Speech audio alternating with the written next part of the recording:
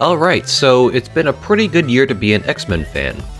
At least if you're a basic bitch like me and this is your favorite character. Seriously, Wolverine's getting the same treatment for X-Men that Batman gets for all of DC. And on a somewhat related note, did you guys know there was a Wolverine Transformer?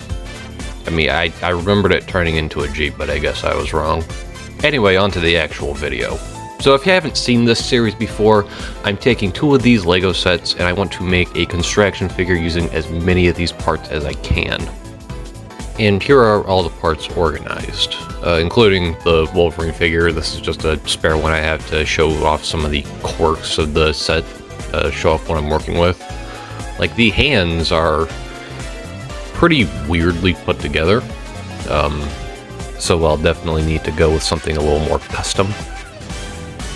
Unfortunately, one of the ball sockets uses that kind of ugly white people flesh color, which, like, yeah, it works accurately for the figure, but it's not exactly what I want on my robot. Another annoying thing I have to deal with are the fact that this thing has 2 shades of yellow, even though this thing is based off the animated series, which is pretty consistently bright yellow all the way through, but oh well, I'll manage. Something else I am a little limited by is the fact these hinge pieces used on the elbows kinda suck. Looking at the Jeep Wrangler parts, not a lot of Technic panels, but it's okay because it makes up for it with a metric ton of lift arms. And here is the basic structure of what I came up with. With a lot of the parts I had available to me, the structure kind of ended up being thin, so I decided why not just go and make this a female character, because I have like 10 female mocks and 4 of them are Breeze. I really wanted to use the Wolverine claws as kind of nails. I thought they would look good as kind of slashing weapons. And I'm pretty happy with the way the arms turned out. I think they look pretty bulky and powerful. Unfortunately, there are 3 of these yellow plates and only 1 of these black plates, so I had to go with an asymmetric design, but I think it looks cool. I'm still working on something I can put on the chest that can kind of close in the gap in between those lift arms. I really like the way these kind of shoulder pieces look as hips, and I'm also fairly proud of how solid the waist turned out being. And in the figure's current state, she can pose pretty decently. Unfortunately, my only real option for a foot design is using a mixel joint and a pin socket, so that's not going to hold a lot of weight for very long. Like, it's going to be a big pain for balance. But at least the rest of the articulation is pretty much what you would want from an action figure. The big thing I need to work on now is a head, and I actually kind of have an idea. I want to take the Wolverine face and see if I can cover up the lower half of it, and just use the upper half as, well, a face. So using one of those Technic panels, some lift arms, and some stuff to attach the assembly to the back, I came up with something like this. I just put on the cat ears to kind of fill in some space to keep this from moving, but the cat ears don't really end up staying. But here's a picture of a cursed Wolverine cat girl, because I had to see it, so now all of you do too. And here's the final design for the head that I came up with.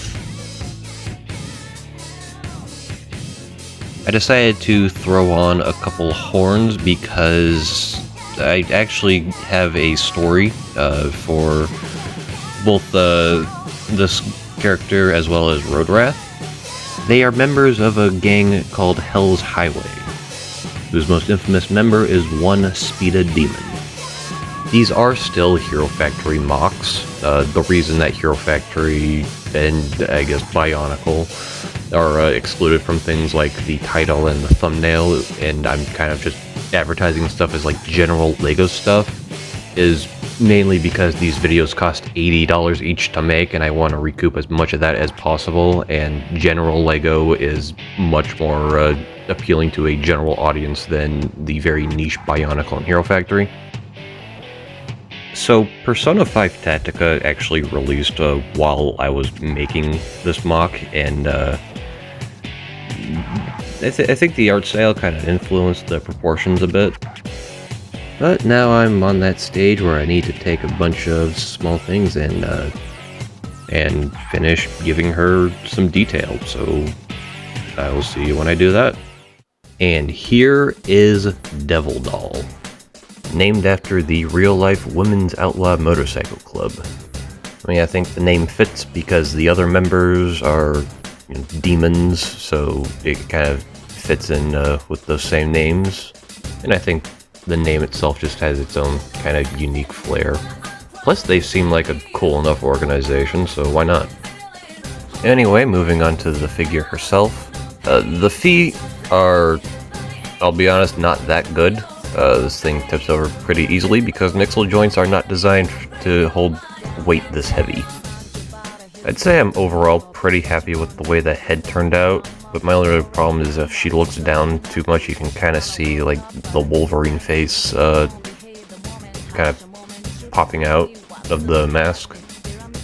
I am really happy with the way the arms turned out. I feel like it's visually one of the most striking things about the figure.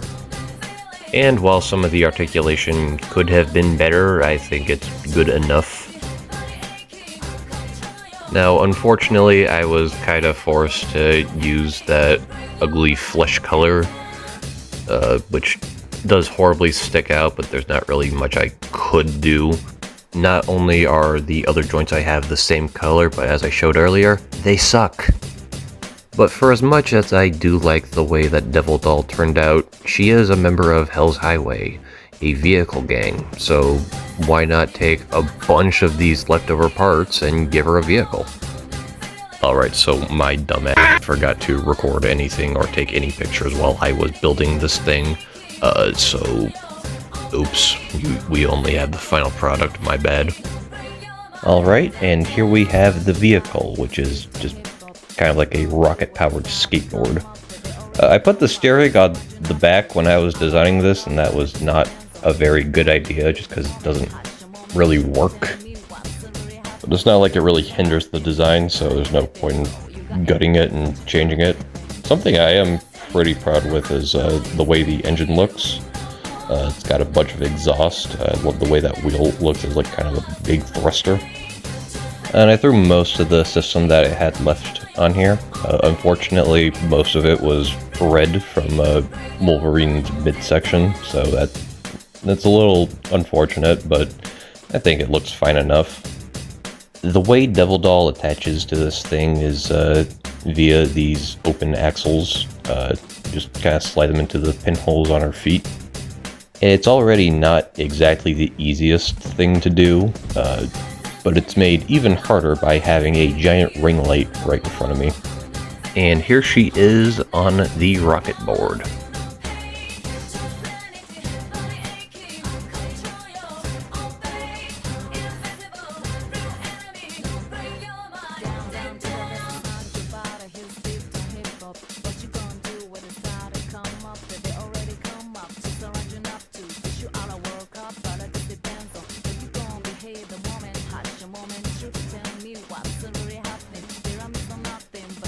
And yeah, you can see the issues that come with using Mixel joints as ankles.